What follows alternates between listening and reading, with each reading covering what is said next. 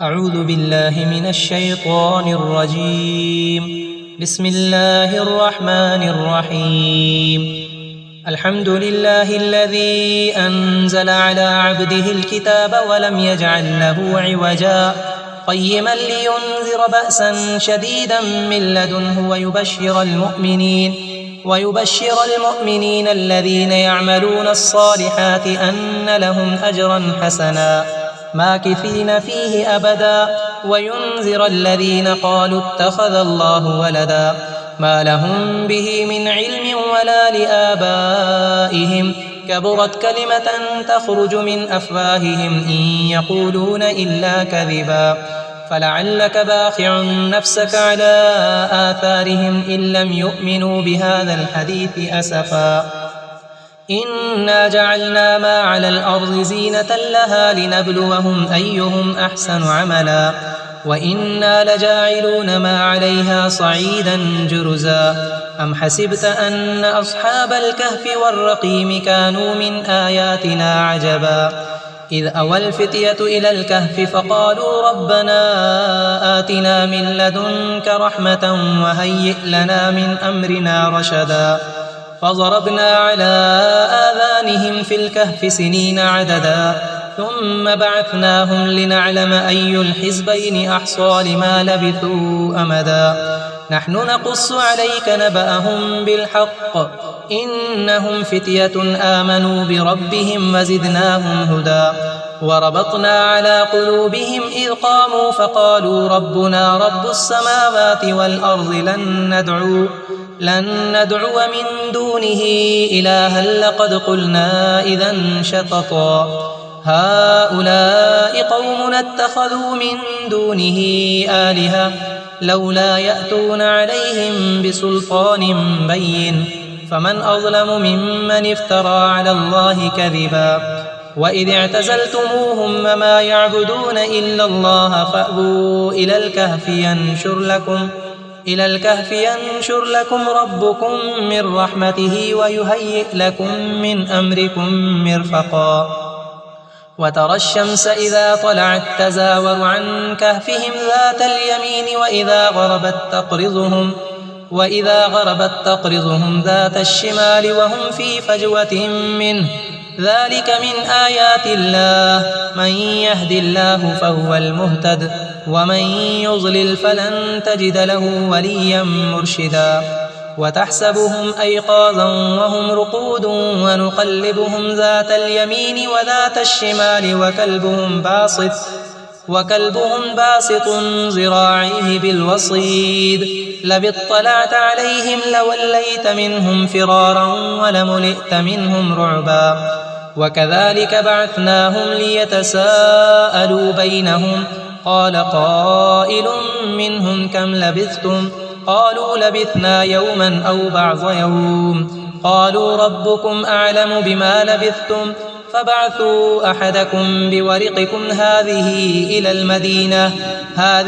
إلى المدينة فلينظر أيها أزكى طعاما فليأتكم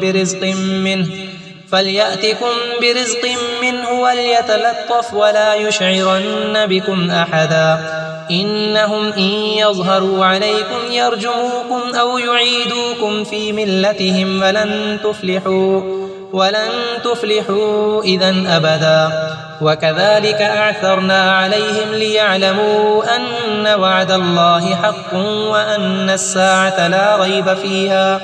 إذ يتنازعون بينهم أمرهم فقالوا ابنوا عليهم بنيانا ربهم أعلم بهم قال الذين غلبوا على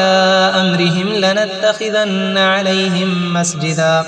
سيقولون 3 رابعهم كلبهم ويقولون 5 سادسهم كلبهم رجما بالغيب ويقولون 7 وثامنهم كلبهم قل ربي أعلم بعدتهم ما يعلمهم إلا قليل فلا تمار فيهم إلا مراء ظاهرا ولا تستفت فيهم منهم أحدا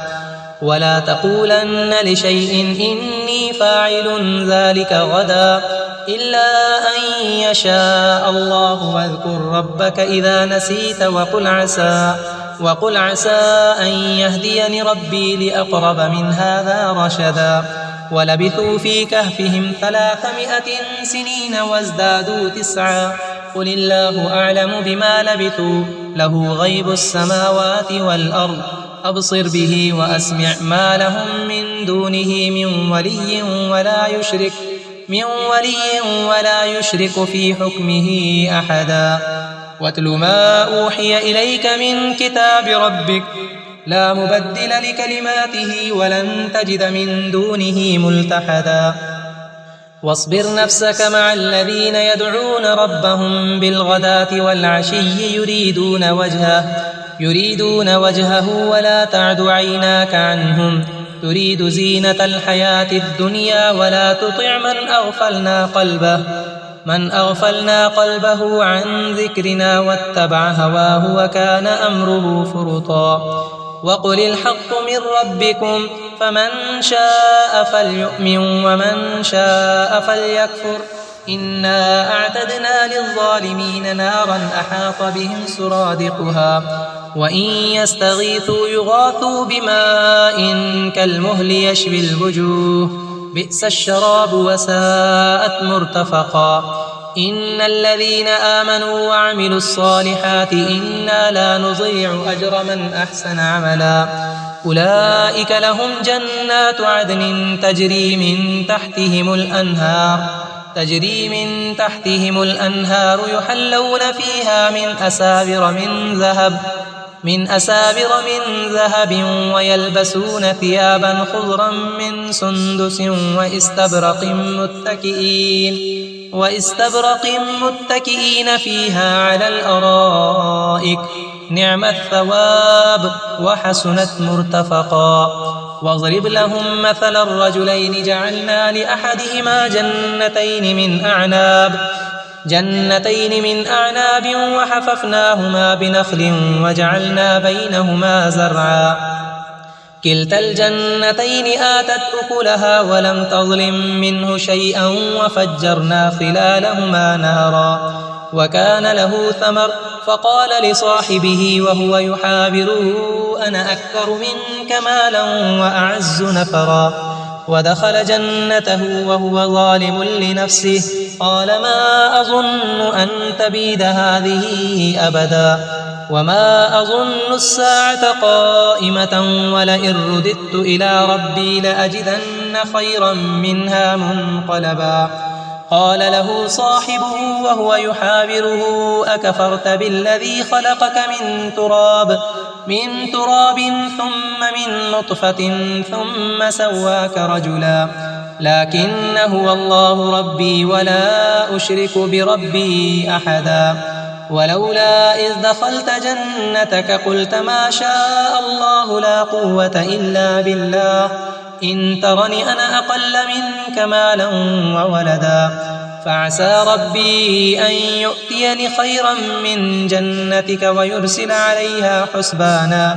ويرسل عليها حسبانا من السماء فتصبح سعيدا زلقا أو يصبح ماؤها غورا فلن تستطيع له طلبا وأحيط بثمره فأصبح يقلب كفيه على ما أنفق فيها وهي خاوية على عروشها ويقول يا ليتني لم أشرك بربي أحدا ولم تكن له فئة ينصرونه من دون الله وما كان منتصرا هنالك الولاية لله الحق هو خير ثوابا وخير عقبا واضرب لهم مثل الحياة الدنيا كماء إن أنزلناه